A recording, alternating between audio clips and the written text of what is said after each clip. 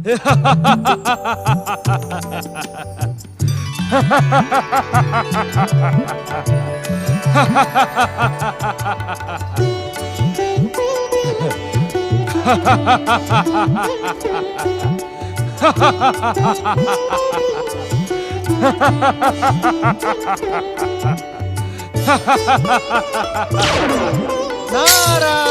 नारायण। प्रणाम देवर्षि नारद, आपके दर्शन पाकर मैं कृतार्थ हो गया। आश्चर्य है, घोर आश्चर्य। लंकेश्वर रावण, आपको ये कैसे ज्ञात हो गया कि मैं ही देवऋषि नारद हूँ? आपका और मेरा परिचय इससे पूर्व तो कभी हुआ नहीं। आप जैसे महानुभाव को परिचय की आवश्यकता ही नहीं है। आप तो चर्चा से ही प्रचलित और परिचित हो जाते हैं। नारायण नारायण। अर्थात मेरे पिता महामुनि विशर्वा के मुख से मैंने आपकी अनेक कथाएं सुनी हैं। बालकाल से ही मेरे मन में आपके दर्शनों की अभिलाषा थी। आज आपने स्वयं दर्शन देकर मेरी अभिलाषा पूर्ण कर दी। नारायण नारायण। लंकेश्वर, आपसे परिचय होने के पश्चात ऐसा प्रतीत होता है कि आज से पूर्व आपके विषय में जो कुछ भी सुना था सब मिथ्या था। नारायण नारायण। आपने मेरे विषय में क्या सुना था देवर्षि? यही कि श्रेष्ठ तथा विशुद्ध ब्राह्मण कुल में जन्म लेने पर भी आप में राक्षसी अंश अधिक है। वीर होने पर भी आप अहंकारी और अत्याचारी है। देवर्षि नारद। नारायण नारायण। लंकेश्वर, इस समय आपने जो विनम्रता का आवरण ओढ़ रखा है, कहीं वो भगवान भोलेनाथ की भक्ति का प्रभाव तो नहीं है? आपकी ये विनम्रता कहीं क्षणिक सिद्ध तो नहीं होगी ना? नारद। नारायण नारायण। अर्थात शिव भक्ति का प्रभाव समाप्त हुआ और आप पुनः मिथ्या अहंकार के शिखर पर पहुंच गए। लंकेश्वर। देवर्षि नारद, क्या आप यहाँ मेरा अपमान करने के लिए प्रकट हुए हैं? नहीं नहीं लंकेश्वर, मैं तो यूं ही आपको मिलने की उत्सुकता वश ही यहाँ प्रकट हो गया था। ये कैसी उत्सुकता है जो मुझे अपमानित करने का दुस्साहस कर रही है? नारायण नारायण। आप इसे अपना अपमान क्यों समझते हैं लंकेश्वर? मुझे सत्य सत्य का ज्ञान भली भांति है देवर्षि। आप मुझे अपनी चतुराई का पाठ पढ़ाने की चेष्टा कदापि न करें। अब आपका क्रोध ज्वालामुखी का रूप धारण कर आपको भस्म करने लगा है। मैं यहाँ से अदृश्य हो रहा हूँ। नारायण नारायण। अदृश्य होकर तुमने अपनी प्राण रक्षा कर ली नारद। अन्यथा भोलेनाथ के इस दिव्य चंद्रहास खड़क का उद्घाटन अभी यही हो जाता। मूर्ख रावण, क्या तुझे इतना भी ज्ञात नहीं कि भगवान भोलेनाथ की कृपा से नारद को अभय का वरदान प्राप्त है? नारायण नारायण। अपने क्रोध पर संयम रखो रावण, अन्यथा तुम कदापि सर्व सिद्धियां प्राप्त नहीं कर पाओगे। हाँ। नारायण नारायण नारायण।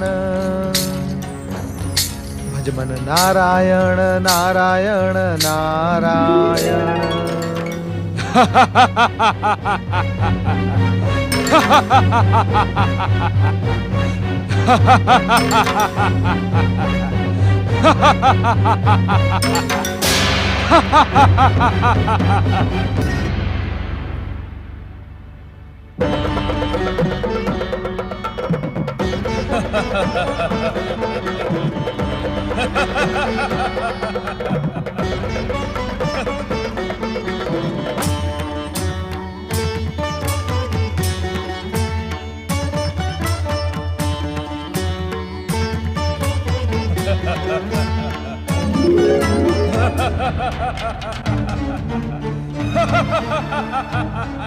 आप वही देख रहे हैं वरुण देव जो कुछ मैं देख रहा हूं? हाँ पवन देव, देख तो मैं भी रहा हूं।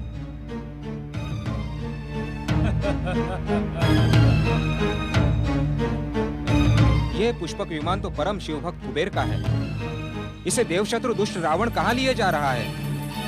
वैशर्वा कुबेर शिव भक्त होने के साथ ही हमारे परम मित्र भी हैं। उनका विमान हमारे सामने अपहरित कर लिया जाए, यह अनुचित है पवन देव। अवश्य ही ये दुष्ट रावण सज्जन कुबेर का पुष्पक विमान चोरी करके लिए जा रहा होगा। यदि रावण पुष्पक विमान कुबेर को परास्त करके भी ले जा रहा है तो भी हमें इसका विरोध करना होगा। अवश्य, एक शिवभक्त होने के नाते हमारा परम कर्तव्य है कि हम दुष्टता का विरोध करें। मित्रता की मर्यादा भी यही है पवन देव कि हम संकट में पड़े अपने मित्र की हर संभव सहायता करें। हम इसी समय अपनी दिव्य शक्तियों का प्रयोग करके इस दुष्ट रावण को उसके दुस्साहस का दंड देंगे। यही उचित होगा पवन देव। इससे भविष्य में कोई भी दुर्जन किसी सज्जन को कष्ट पहुंचाने का दुस्साहस नहीं करेगा।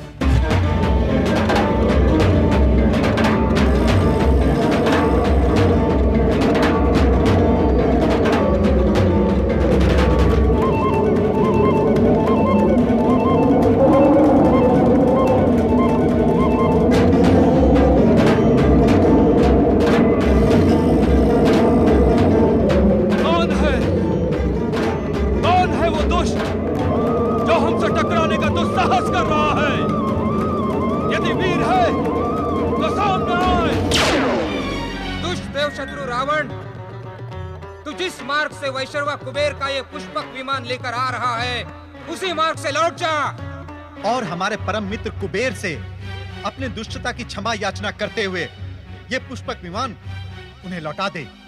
ये पुष्पक विमान मैंने अपने बाहुबल से प्राप्त किया है। मुझे आदेश देने वाले तुम होते कौन हो? हम वैशर्वा कुबेर के परम मित्र हैं। यदि तुमने हमारा आदेश नहीं माना तो हमारा क्रोध तुम्हें समाप्त कर देगा। तुम समाप्त करोगे रावण को? ब्रह्मा जी से दशानंद होने की शक्ति प्राप्त करने वाले रावण को? चंद्रहास खड़क देने वाले परात्पर ब्रह्म भगवान शिव के विशेष कृपा प्राप्त करने वाले रावण को? तुम मारोगे लंकेश्वर रावण को?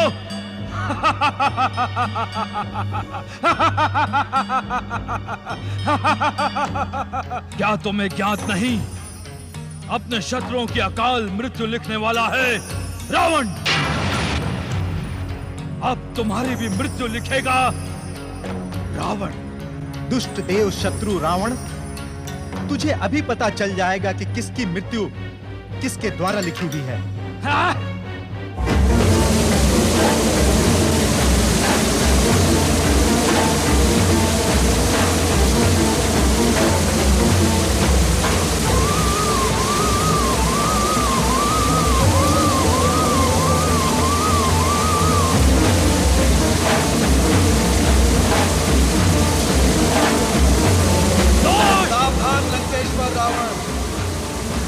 यदि तुमने इस चंद्रहास खड़ग का दुरुपयोग किया तो ये तुम्हें निशस्त्र कर हमारे पास लौट आएगा। महादेव, भोलेनाथ, आपने मुझे कर्तव्य बोध कराकर इन दुष्टों की प्राण रक्षा करवा दी, किंतु इस समय आपका परम भक्त रावण स्वयं संकट में है। मेरी सहायता करें देवादिदेव, मेरी सहायता करें।